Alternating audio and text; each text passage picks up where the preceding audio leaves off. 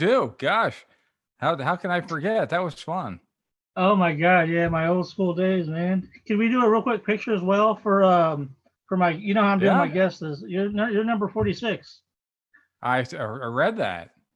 So you're Yeah. doing 50. That's really cool. You're getting them. All right. Oh So yeah. what What's up? you want to do a photo? Yeah, we'll do a quick photo the way I can put like, hey, I see. Here you go with my flash glasses. One, two, three. Okay, we'll do one more. One, two, three.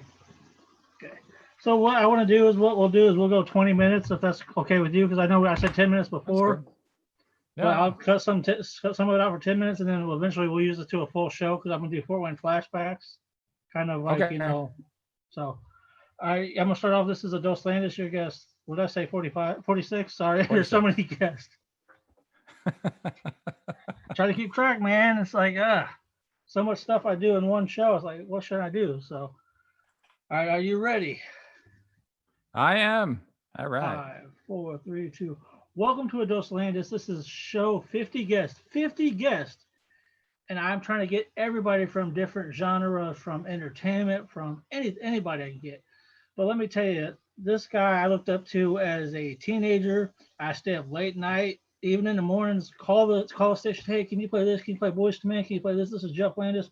And then they gave me a shout out on their radio station. Ladies and gentlemen, my guest this evening is none other than my favorite DJ. No matter where station he's at, he was on B106 with all kinds of people just in time and everybody. John O'Rourke, which John O'Rourke, by the way, thank you very much for making this possible. I know me and Phlash talked about this for a while, and it's finally happening.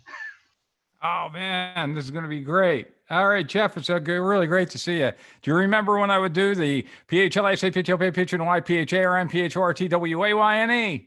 Yes, I do. I remember that all the time. I'm like, oh my God, it's Flash Phelps. Everybody Yes, that knew was it. in B106, man. Wow, I just can't believe I'm finally because I know we talked what was it like 2 or 3 years ago about coming on the show. Yeah, and now finally doing it, and it's really cool that we get to zoom in this way as I do it from the house right here in Maryland. As I've been now 20 years since I left Fort Wayne. The Wow, 20 first years. time would have been 25 years ago in 1995, but then I came back for that 1 month in August of 2000, and then satellite radio happened, and I went and I just said, well, let's try it. Let's see how long it lasts. And 20 years later, it's still going on.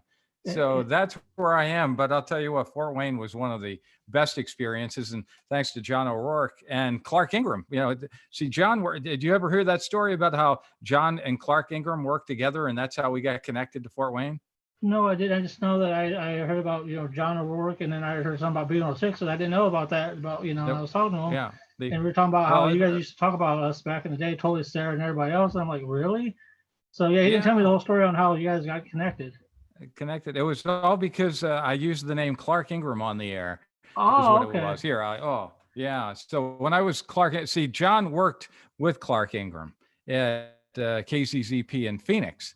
Because John was out in Columbus, Ohio, and then he ends up in Phoenix. So when he's working there, he works with a guy named Clark Ingram. Well, I was told I sounded a little like Clark Ingram, so I used that name. Clark went from Arizona and came to Pennsylvania, found out I was using his name. He got the biggest kick out of me using his name. I said, look, I don't want to be using your name. I want to be Phlash Phelps again. And he kept in touch with me. And then John had been down. He left Toledo and went down to Tampa. And so when he was in Tampa, he got the 106.3 signal was off the air. As you remember, that was gone. That was Q106, and it had been off since 1988. So in 1990, they were getting ready to put it back on the air. And he calls his friend Clark Ingram. And he said, any wild night jocks? And next thing you know, he called me and he left a message. And I saw the area code at that point. You remember it was 219 Oh at yeah, I that remember. point. And I saw 219. I said, man, maybe this is U93 in South Bend, or maybe it's WME in Fort Wayne. But we didn't know anything about a WBBE, eventually WDJB. And that's how it all started, where we started talking. And I wanted to leave Martinsburg, and I was ready to go to Fort Wayne. And we got there under the name WBBE, and it was September 26, 1990, now already 30 years since we put it on the air. And then I stayed for a total of 5 years Oh, well, I left in the middle. You probably remember that story. I think you broadcasted it in January Oh of wow, 92. There you go. man, That's the history of getting to Fort Wayne. it's crazy on how that radio station. Because like I said, I was a kid listening to it. I'm like, man, this is a really good radio station. And you guys had your competitor, which was WME. Again, Yeah. as a kid, I was like, okay, I didn't know the difference. But then, I started listening to B106. Like, man, this is my station. And then you had your morning show again, like that. How did that come about with your morning show? You mean there in Fort Wayne? Because remember, I did nights, so I was Oh on yeah, 7 to yeah, in midnight. Fort Wayne, yeah. Yeah. Yeah, in Fort Wayne. Yeah, so that's how it started there. And then after then, what did we make the change? 93 was after I had been back, and then Trip was already hanging around there. And then I went, and then John O said, "Hey, why don't you just go ahead and do mornings and nights at the same time?" And I did 3 hours in the morning. I did 6 until 9, and then we did the night thing as well, 7 till 10. And then it was like, oh, that was just killing me trying to work at both ends of the day there in Fort Wayne. So I said, well, let me just concentrate on one. And we did 5 till 10, I think was the time we were on. And that was from 93 until September 95. John had already left at that point and went out to Salt Lake City. So we had a new program director, if you remember, Scotty T had come in. And then that was the change. It was September of 95. So I spent 5 full years there in PHORTWAYNE. Fort Wayne, Indiana. There it is. It's great. Tell you, great place, great people. And I'll tell you what, along the way after that, I left and I went to the Virgin Islands, and there was a woman that worked down in the USVI. And I told her how great it was with the people in Fort Wayne. She said, well, I have a son that's in the area. Guess what? Years later, after I had left there and was here, she moved to Warsaw, and she still lives in Warsaw to this day. I hear from her every Christmas, and she said, you were right about the people of Northern Indiana and how nice they are. So she loves being in Warsaw and Plymouth, or over there off of the 30 where she is. There you go. Wow, yeah, like I said, you guys made a huge impact in Fort Wayne. I mean, you guys did a lot of things. I mean, I remember first time meeting you, I think it was at the haunted jail, or not haunted jail, but the haunted train station. The haunted train station. I think it was the first time I met you there. Wow. Yeah, we did the haunted bus station the first year in 1990. That was fun. And then they tore down the bus station, and then the train station was the next couple of years. And boy, the people that went through there, and I love doing the show from that location. You would go in and just be there, and I would still be doing the show. And luckily I had Dave the Wave back at the studio, and he knew what was going on. He knew when I played certain sound effects. So it was a lot of fun. And he would just turn up that mic back there at the studio.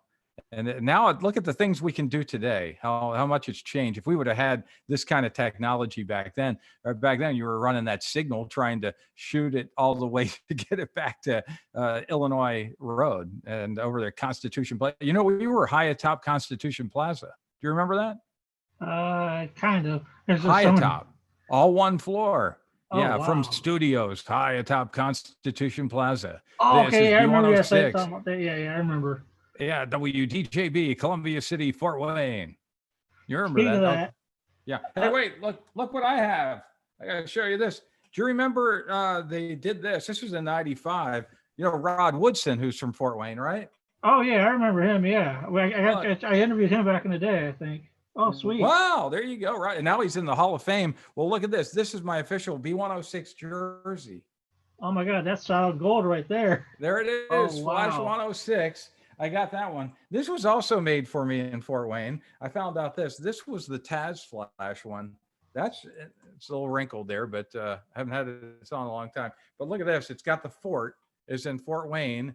And then it has Taz. See that? Yeah, that's awesome.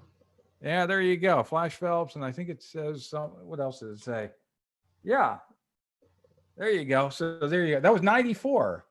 Oh, the Frostbite Marathon, 94. This is where Trip and I, because John O did it. John always had to do the crazy contest, being there in the morning. And then we had Buzz and Bill, and Buzz and Bill were high atop in the crane. Well, John lived on a billboard. We threw things off the billboard. It was always great. We were raising money for people. But John said, you guys are just sitting here in the studio and it's warm. Why don't you guys go out there and raise some money? You guys need to go out there. And he made us do this thing in 94, the Frostbite Marathon. We were out on, what was it, Lima at what was it, Coliseum? I think so. I think that's where we did. We're just west of Glenbrook Mall, and we were set up in the parking lot. And I remember it rained in Fort Wayne that day, and we got the whole tent flooded. Man, Oh the wow. stories I have from there. Yeah. Oh, What are your memories of remembering me on the air there? I remember I always stay up late night calling you. Hey, can you play the song? Can you play some Boys to Men? Um, just hearing Yeah. your craziness doing your radio shows. Like I said, man, this Yeah. guy has it. But I just wish back in the day, being a teenager doing TV shows, you would think, okay, cool. I'm not trying to don't try to get a whole DJs. Now here I'm older. I'm like 39. I'm like, man, I should have got a hold of Phlash and the whole group and do a TV interview. But again, like I said, I was 14 years old doing TV. I didn't really put stuff together. Then I find you on Facebook. Then I find out, John, Justin. I'm like, oh my God, we got to do something. This is great. Yeah, with a big anniversary going on. So we're having a really good time. Now that I do it, and you can still hear me in Fort Wayne now by way of satellite radio on Channel Speaking of that, 6. when are you on? So everybody that's I watching Los am, Landis knows. well, that's right. You're always Eastern time now. So you always match up to my 6 till noon, Monday through Friday is when I'm on. So if you put on your satellite radio, put it on Channel 6, we play the 60s hits. And it was really funny. I remember at that time when I had come back to Fort Wayne. So this is now August of 2000. Satellite radio doesn't exist at this point, but they had called me and they said, we want you to come do it. And I said, why not? That was one of the greatest things is signing on a new radio station. The way we signed on B106, it was brand new. It was not on and the signal was dark. So we came on and we put that thing on the air for the first time. So when you get a chance to do that, and then the whole thing about putting on Sirius was already in New York. They weren't on the air yet. XM wasn't on the air yet, but that was when XM said, hey, we want you to come in and do the 60s. And I said, well, I was playing Country Grammar by Nelly right there when I was on Z102.3 for Auburn over on Lower Huntington Road is when I was last there. And when I played that, it's like, no, we want you to do the 60s. I said, why do you want me to do the 60s? And they said, because it's your style. They said, you sound like you've come out of the 60s. With the stacks and wax, you got to pick the lick and watch all the because you know it goes. You got the top 50 on everything in the world of satellite radio. So when I had done that, and it was all inspired by Wonderful Wino by George Carlin, which I really loved. And so I was doing a 60s type show in Top 40 radio. And as you know, I got fired a lot of times from doing it because it didn't sound exactly like what all the other radio stations did. So while I kept on going through many stations, they said, no, this is what it is. So, when you sit there and radio stations seem to see it out of a box and they say, well, you belong here. What these guys were able to do, they saw what I did. They saw me shooting rubber bands at CD players, and they said, this is 60s. What it'll be, you can learn the music is what they told me. They said, what we cannot do is find somebody like you to do it, to recreate that sound. They said, what inspired you to do that sound of the 60s? I said, when I interned, I got a tape of 60s radio jocks and I listened to that. And that's what inspired me to give that sound. But I wanted to do it in Top 40 radio. And they said, well, let's try it in the 60s. Now people hear it and they're like, oh, no, they believe that I was there doing, they all ask me sometimes, hey, what radio station did you work for in the 60s? Were you on WLS in Chicago? Were you on, they'll name all these, were you on WOWO? This is the biggest thing. Hey, I worked in Fort Wayne. You were on WOWO. No, I wasn't on WOWO. That is, every time somebody hears I worked in Fort Wayne, I do hear people always say, whoa. It's like, no, I didn't work there. Nope, not that station. No, that was not it. Now, before we go, was there anything you just say out to the fans that's watching Dos Landis? I mean, like I said, I'm still old school. I still play old school stuff. Oh, I want to say, by the way, thank you very much for letting me use that when you guys sign on air. Thanks for letting me use that footage for a show I did like a couple months ago or 3 or 4 months ago. Well, it's always fantastic to be on. I'll tell you what, Fort Wayne was definitely one of the most fun stops that I had, thanks to people like John O'Rourke and Trey the DJ and Tim Virgin, who's in Chicago, and all of them that had been there along the way. Dave being there as well. And gosh, I can't even go through all the names because these guys that I worked with and girls, they were just some of the greatest people because they all wanted to have fun. We wanted to just goof off on the radio, but do it a way where you could still have the music in there, but we could just start playing it and just have more fun than what MEE was doing. So that's what made B106 just a blast. And so the Killer B, you remember? 106. Remember doing that? Oh, And yeah, the I remember promotions that. that we did. We had we would go over to Pierre's and just have the hookup there with the concerts that were going on. So the videos that we were able to get. And I'll tell you what, everyone that we worked with was such a good sport because we made fun of each other by doing videos. And I made Christmas videos of all the different people, and Trey would do impressions of different people of the way he saw of what they did. And so we did have a lot of fun having that radio station on. It was sad to see that wasn't on after 96 or 97, after it had switched over to Storm 106. I think so. I was disappointed. I was like, man, why did they have to change the radio station? Because like I said, I still talk about B106 to this day, no matter what. And I'm like, oh, wow. Speaking of guys, now you remember Dark Angel, don't you? Great and Powerful Dark Angel?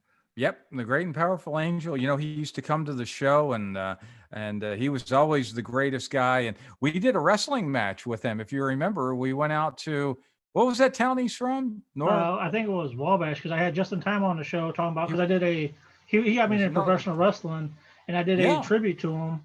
And yeah, he mentioned something. He said that he had a story about him actually too. About Angel. Oh my gosh, the Great and Powerful Angel. There was nothing like having him on. It was fantastic. Oh my gosh. Oh, you know what? Oh man, yeah. So I have a thing. Is there a way I could get you into the fan clan? Do you remember the Phlash Phelps Funny Farm fan clan from Fort Wayne? I don't remember that too much.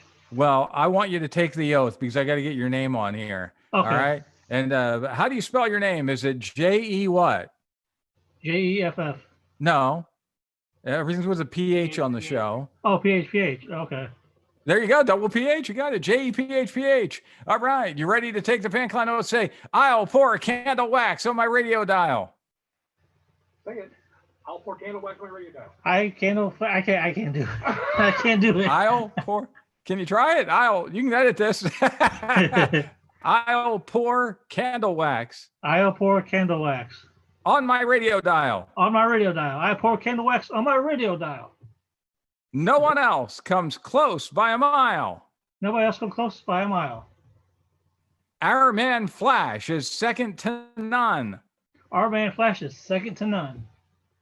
And the competition bites the big one. And the competition bites the big one. Spit on the other stations like a geyser. Spit on the other stations like a geyser. They're nothing but Phlash fertilizer. They're nothing but Phlash fertilizer. And you kiss yourself in a place hard to reach and do the weird lip noise. Go, Hoona. And you kiss yourself. I can't do it. I can't Jeff, do it. You got it anyway. That was it. That's it. Remember, we used to do that in Fort Wayne all the time. That was it. Yeah. And then you'd have to go PHLASAPHPHNY, You don't have to do that. That's okay, right. Good. Because I get everything tongue tied. Like, what the hell is that guy saying? Could you do me one? That was a Phlash Phelps Funny Farm from Fort Wayne, all with PHs. Oh yeah, I can't do it. Could you do you're watching this is Phlash Phelps from the former B106, and you're watching a dose of Landis? Wait, give me the what am I going to say for you? What's your name? You said something Landis? Jeff Landis. You're watching a dose. You want me to say?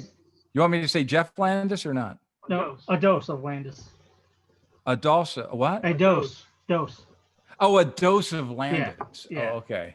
Because I'm gonna use this for my new intro for next season. Okay. Hi, it's Phlash Phelps, formerly of B106 Fort Wayne, and you are listening to A Dose of Landis. Sweet. Thank you very much. Anything you want to say to anybody before we go? Oh, man, I just had fun. Thank you so much for hanging out with me for all these minutes. This has been great. Oh, no problem. I said eventually, hopefully we can do it face-to-face one day. I would love to do that. Yeah. Well, one those days when there's interviews or be back and we'll be seeing each other in person again.